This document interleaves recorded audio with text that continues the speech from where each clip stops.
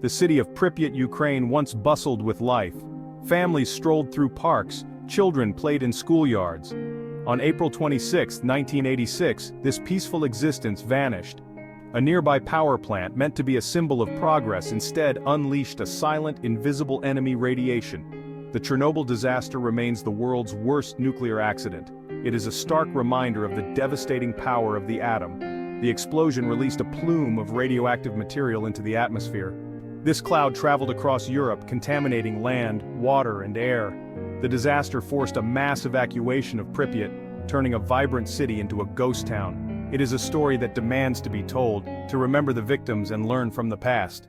The Chernobyl nuclear power plant, located in Soviet Ukraine, was a symbol of technological prowess. Built in the 1970s and 80s, it housed 4 RBMK-1000 reactors. These reactors were powerful but lacked certain safety features common in Western designs. The Soviet government pushed for increased energy production to fuel its industrial ambitions. Chernobyl's reactors were graphite-moderated, making them inherently unstable. They also lacked a robust containment structure, crucial for safety.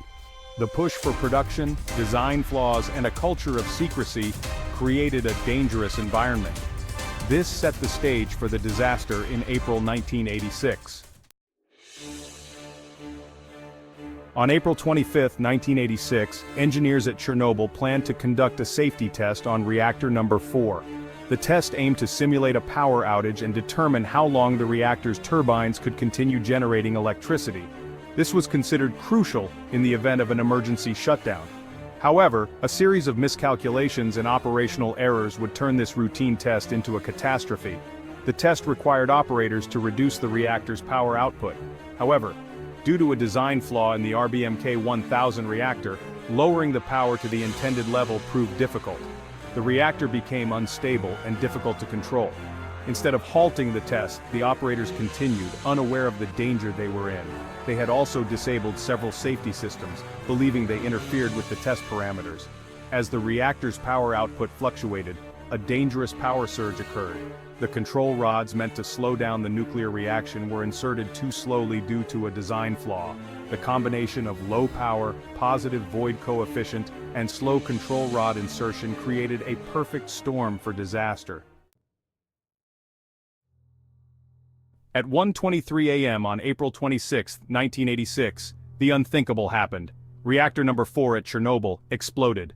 The force of the blast ripped off the reactor's heavy steel and concrete lid, exposing the reactor core to the open air. A blinding flash lit up the night sky, followed by a deafening roar that shook the surrounding countryside. The explosion instantly killed 2 workers. Many more firefighters and plant personnel rushed to the scene, unaware of the invisible danger they faced. They were met with a scene of unimaginable devastation: twisted metal, burning graphite, and a glowing radioactive core spewing lethal radiation into the atmosphere. The graphite used in the reactor ignited, further fueling the disaster. The fire raged for days, releasing a plume of radioactive material that drifted across Europe and beyond. Soviet authorities initially tried to downplay the incident, but the scale of the disaster soon became impossible to hide. Section 5. Silence and Evacuation. The immediate aftermath. In the immediate aftermath of the explosion, confusion and disbelief reigned. The authorities in Pripyat, the nearby town built to house Chernobyl's workers and their families, were slow to grasp the gravity of the situation. No immediate evacuation order was given, and life in Pripyat continued as normal for hours after the disaster. Meanwhile, firefighters, ill-equipped and unaware of the invisible threat they faced, battled the blaze with remarkable bravery. They were the first responders, and many received lethal doses of radiation while working to contain the fire. Their sacrifice prevented an even greater catastrophe. It wasn't until 36 hours after the explosion that the evacuation of Pripyat began. Residents were told to pack a small bag and that they would return in a few days. The truth, however, was far more devastating. Pripyat, once a bustling city of 50,000, became a ghost town, its buildings left to decay, its streets reclaimed by nature. Section 6. A world-in-shock global response to Chernobyl. The disaster at Chernobyl sent shockwaves across the globe. The world watched in horror as the scale of the disaster unfolded. The Soviet Union, initially reluctant to admit the extent of the crisis, was forced to seek international assistance. Countries around the world provided aid, sending equipment and experts to help contain the disaster. Medical teams treated victims suffering from radiation sickness. Scientists worked tirelessly to monitor the spread of the radioactive plume and assess the environmental impact. The disaster exposed the dangers of nuclear power and raised serious questions about reactor safety standards, especially in Soviet-designed plants. It led to increased international cooperation on nuclear safety and a push for greater transparency in the event of future accidents.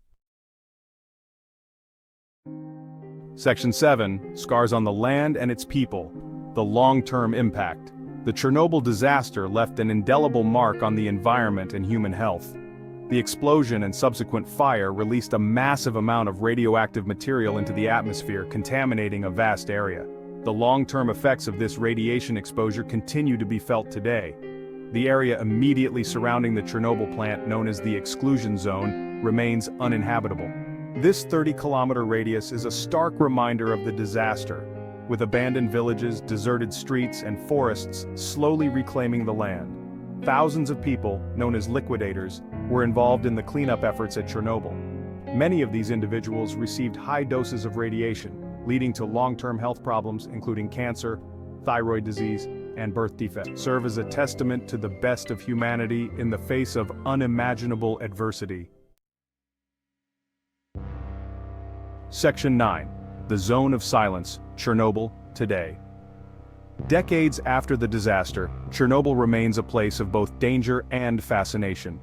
The exclusion zone, while still off-limits to permanent residents, has become an unlikely tourist destination, drawing visitors from around the world who come to witness the eerie silence of this post-apocalyptic landscape. Nature has slowly begun to reclaim the exclusion zone. Forests have regrown, and wildlife, including wolves, deer, and even endangered Przewalski's horses, have returned to the area. However, the legacy of the disaster lingers in the soil, the water, and the very air. Scientists continue to study the long-term effects of the disaster on the environment and human health.